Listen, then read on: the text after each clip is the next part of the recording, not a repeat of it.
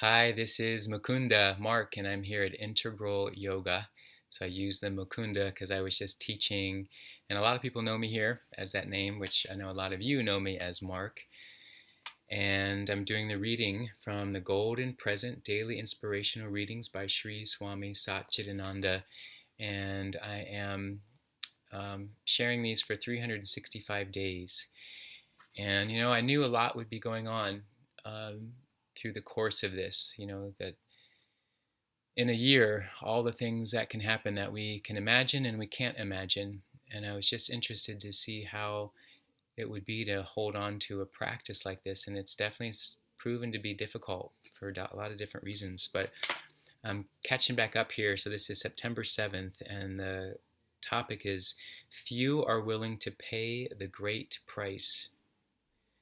There are only a few people who really want to reach something high and are willing to pay the price for it. That great price is discipline in life. How much discipline is needed to send a man to the moon? How much is necessary to even make an Olympic champion? The athletes are not allowed to smoke. They have dietary restrictions, they have a curfew, they have to practice regularly, and it's all for a small piece of gold.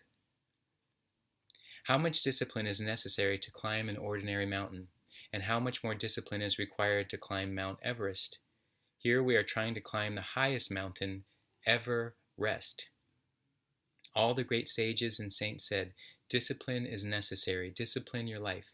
Control your senses. They were not fools. We need places where we can learn discipline in life. In harnessing our energies that we get It is in harnessing our energies that we get more benefit. Take hydroelectric energy, for example. Where do you get it? How do you get it? A free-flowing river is harnessed by a dam. Then the water is channeled through a big pipe. It runs through a turbine. And when the electricity is generated, it is stepped down by smaller transformers until it reaches your home. It is all discipline. If even one wire were exposed in your house, it would give you a shock or start a fire. When you have a pet, and if you say sit, and it sits, you are so happy, so proud. How many owners of pets show off how disciplined their pets are? What do you see in the circus? All the lions, tigers, elephants, and horses are disciplined. So don't ever forget that any achievement in life is based on discipline. I agree. Now, I don't agree 100% with some of these examples. Especially the circus one. I think torture maybe comes into play on some of these, and sometimes that's what discipline might feel like for some of us. Is it feels like torture, and why should we put ourselves through that? But the word discipline, I think it does conjure up a lot of different connotations for a lot of us, and for example here, I'm setting a timer that I forgot to start of 3 minutes to begin to discipline myself with this practice, and it's definitely been a challenging one to even remember, but I'm doing it because I know that it will concentrate my energy in a way that I feel like is going to be useful for this project, but also for things that I don't even know. Just that the idea of it is, it's clear to me that there's some kind of reshaping and restructuring that's needed. And I feel like that's what happens with discipline. We recognize where in our life are things feeling a little out of control or messy, or they could at least be improved upon. And how do we do those things? It takes effort to shift the way the mind is naturally operating. There's some reason why our brain was responds to certain things the way that it does. It's created a habit. Sometimes that habit was done to protect us from something. It was created to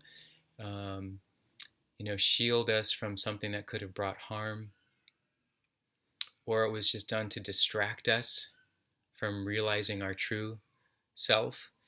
So changing that habit, or even the idea of breaking that habit, it's going to require some kind of structure, because we don't naturally gravitate towards that new pathway.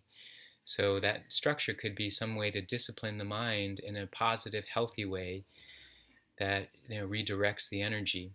And over time, once it's redirected, just like the synapses in our brain, the old grooves disappear. It's no longer receiving energy to carve it out, and then that new pathway is created.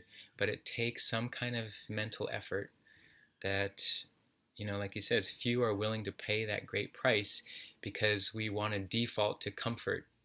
We think that being comfortable and relaxed, that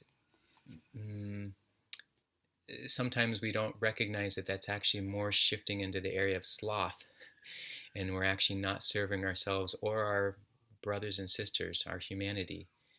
It's sort of this self-serving thing that we do. So what can we do that energizes and activates us to want to be there for others and help others? And clearly we have a lot going on in our own country, but in the world right now, where our help is needed in however way we feel called to be able to do that. Sometimes it's physically called, sometimes it's spiritually called, even emotionally called, in a way that keeps us grounded and safe, but we can help others. But again, it's if we're so caught up in trying to, that is it. I'm going to honor that time. So thank you for watching, and I'll see you real soon.